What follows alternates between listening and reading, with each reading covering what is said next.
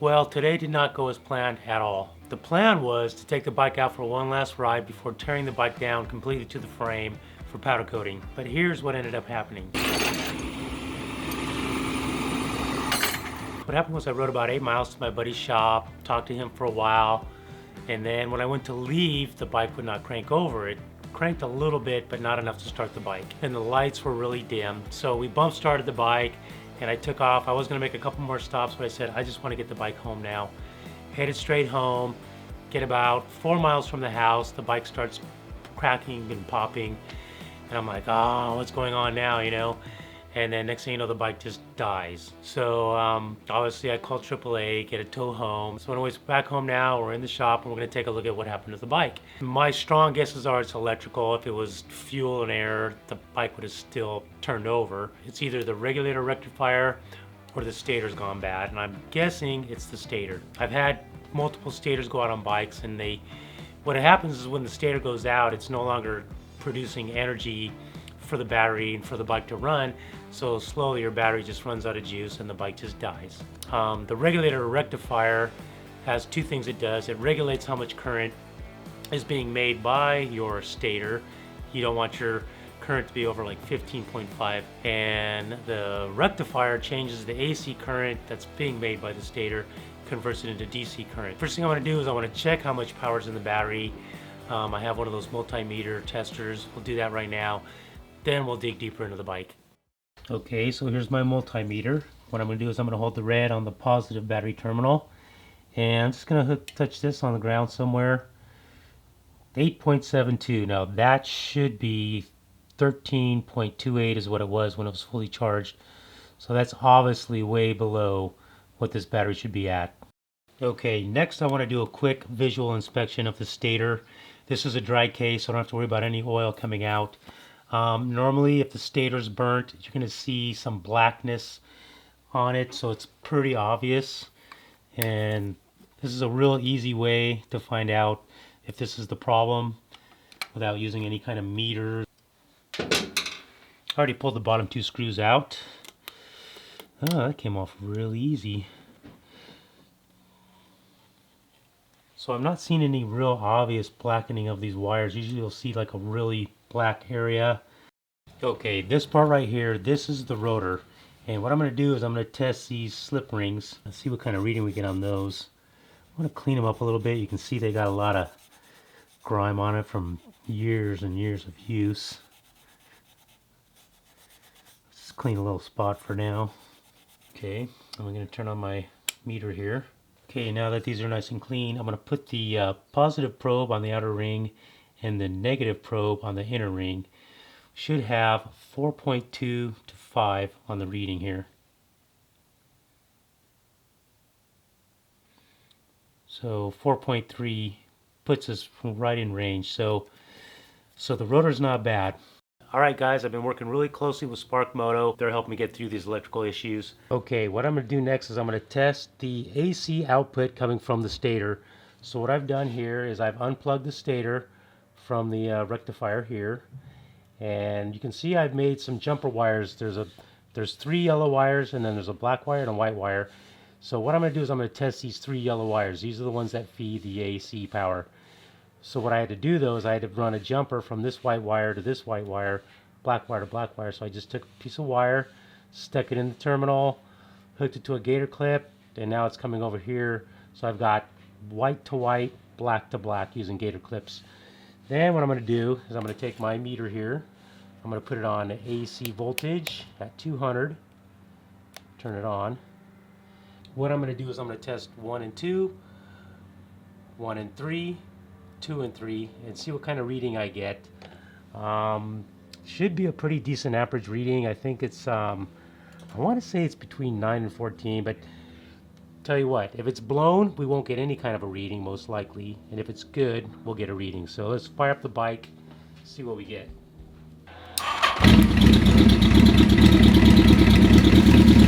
That's 1 and 2, 1 and 3, and then we'll do 2 and 3. Alright, we're getting no reading on the meter.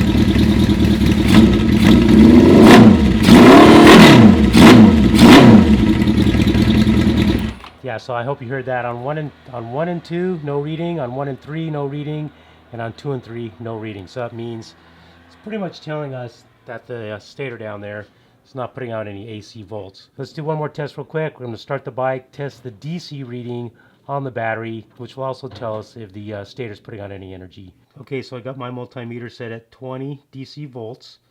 Got it turned on. So without the motor starter, we're at 12.66 volts, just over 12 volts, which is great. At idle, I should see that jump up to maybe 13 something, maybe in the 14s, and as I rev the motor, I should see that jump even higher. Maximum, I believe, would be 15.5 volts. So let's start the bike, see what happens. Come on, baby. Why is this thing barely cranking?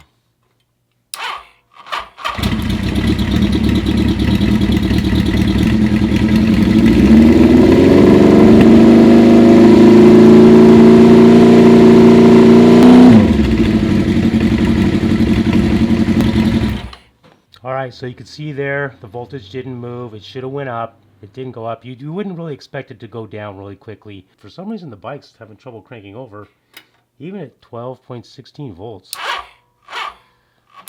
which is strange. But normally this bike sits at about 13.8.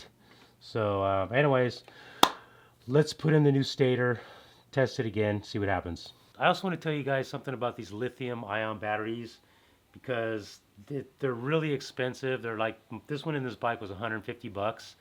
And the problem with them is, yes, they're super light. I mean, they weigh nothing. But if they go below 9 volts, they usually fail and they're junk. This battery here is basically toast already. And so unless you're really good about taking care of your battery with trickle chargers or whatever, I wouldn't get a lithium-ion battery, and you know, unless you're willing to take that gamble. So I have a new battery coming for this from Tucker. They're sponsoring the build series. Thank you guys very much. You've taken such good care of me. So, and I'm probably gonna have to order a new stator today once I hear back from Spark Moto. Got a strong hunch that's what it is, because everything we've done shows no signs of charging by the stator. First step is we're just gonna unplug the stator from the regulator rectifier. So we'll undo that zip tie, and the wiring comes down here into this little holder. There's one little wire right here. Looks like I need a Phillips screwdriver.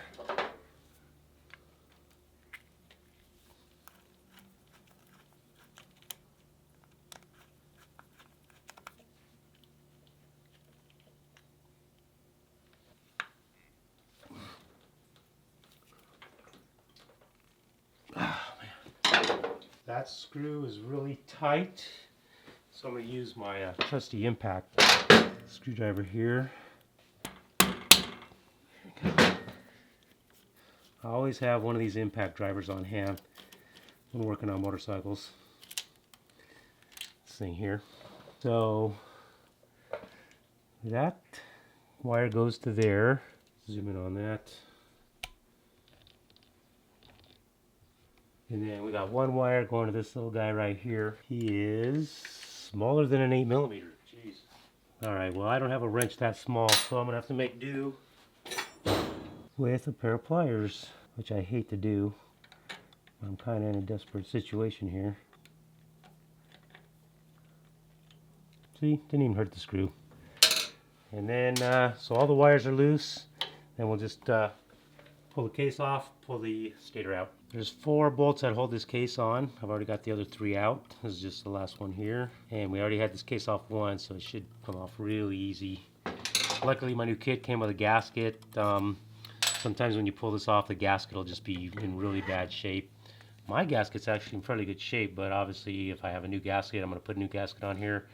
So what we're going to do now is just remove the stator here from this case and put the new one in. Okay, so we got 3 Phillips head screws here, and I'm going to use my impact driver again because I got a feeling these things have been in here a long time.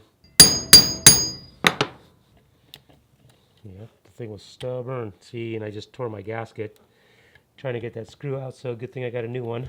Okay, I finally got the final screw loose. That was a bit of a challenge, man, because the thing wanted to keep rocking. So what I did was I took a block of wood and I was able to set the case on that to keep it from rocking too much.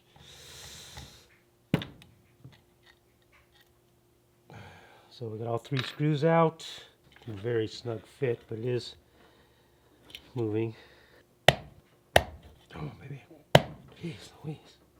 You want to make sure you pull it out straight or else it gets jammed in there. All right, let me get this out and I'll come back. The stator is wired to this piece here. It's got these little plungers here that rub against the rotor. It's 2 screws in here, and I'm going to pull that loose too. That might be what's holding this thing up. Let's see how tight these bad boys are.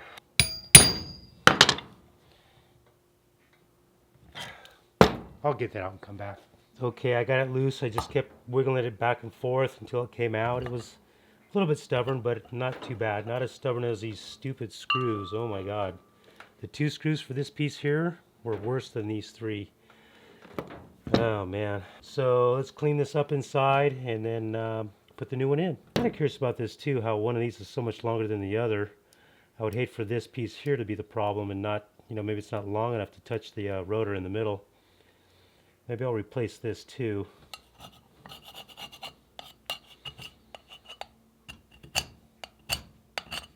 Another thing I'm doing here to make this job easier is I'm just hitting the inside of this surface here with some 220 grit sandpaper, just to get off years of grime so the new one slides in easier. I already cleaned the gasket surface here with the same sandpaper, so it looks nice and shiny. But I can just see the grit that's accumulated right in here. Look at that.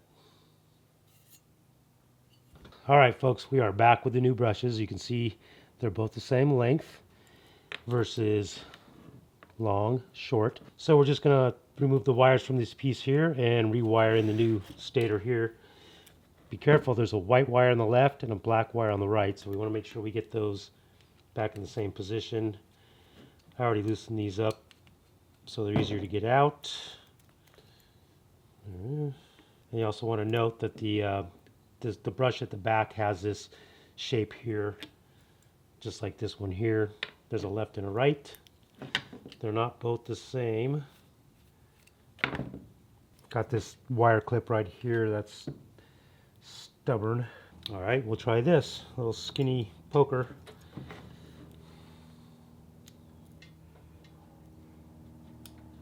I don't want to break it. It's moving. There it goes. There we go.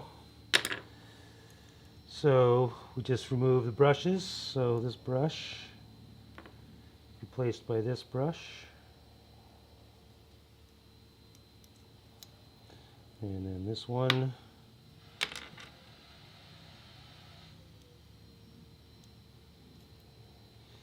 By that one. Now the strange thing is, look at that. They're naturally ones, see, it appears to be longer than the other. I don't know if that's just the way they're sitting in there, but I'm not worried about it. As long as they touch what they're supposed to touch, that's good. So there's 2 little screws that go in here. Some Loctite on these bad boys. Not too much. Just a little drop.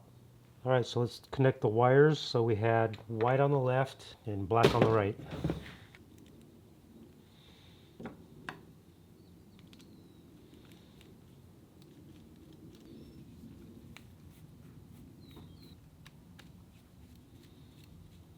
So there we go. 2 new brushes. Alright, we already got the new gasket on in place. Now we just need to drop in the stator. But before we do that, we're going to bolt in this bracket that holds those brushes. Of course, the brushes have to face out. It's not going to do any good if they're facing the engine case. Right.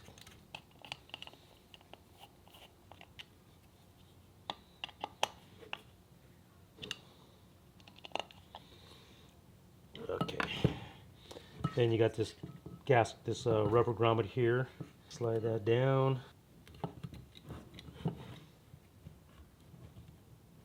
Make sure you get it all the way in. You want that flush. There's humps in the case right here, like rises in the case, that line up with these grooves. So let's just get that lined up. I don't know if you can see that, but see these 3 holes? These 3 holes, there's a little indentation in the stator that you line up with those holes. Tell you what, it went in a whole lot easier than it came out. And then you want to make sure your wires are all clear of these two brushes and the rotor. There's going to be a rotor in the middle here. You don't want the wires hitting that rotor.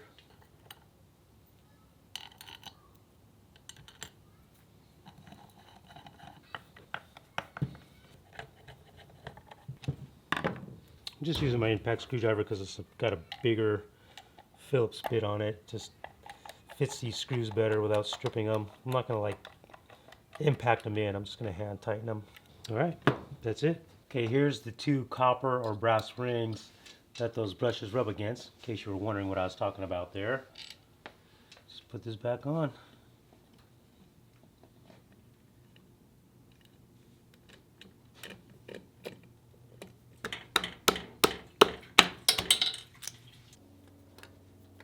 Let's go ahead and plug this in back into the rectifier here, regulator rectifier, just to hold it in place so I can get the other small wires mounted back up.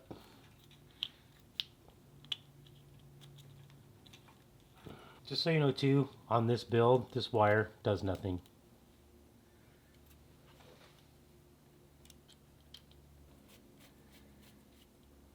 You can see this little bracket I just put on has a little rounded area that goes around. There's a shaft right here that fits around, and in this threaded hole here is this piece here that we took out. It's kind of strange. It's kind of an oblong shape with a brass colored piece right here. I'm not exactly sure what this does. Let's just put it back.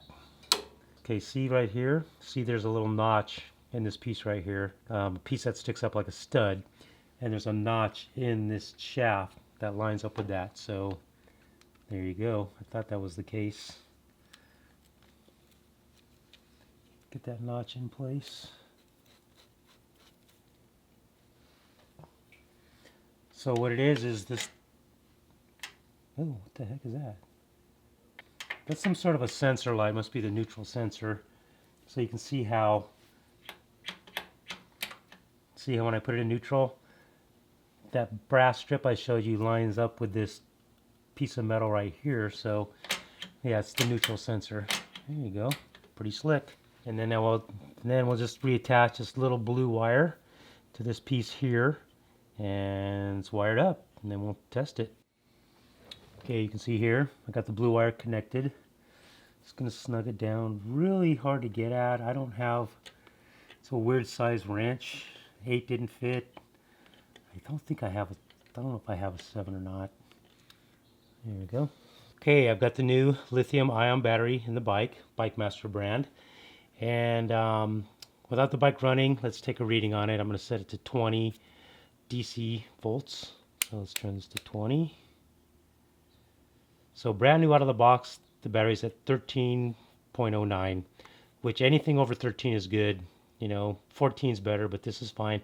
So what I'm going to do now is I'm going to start the bike, and let's see if this goes up at idle.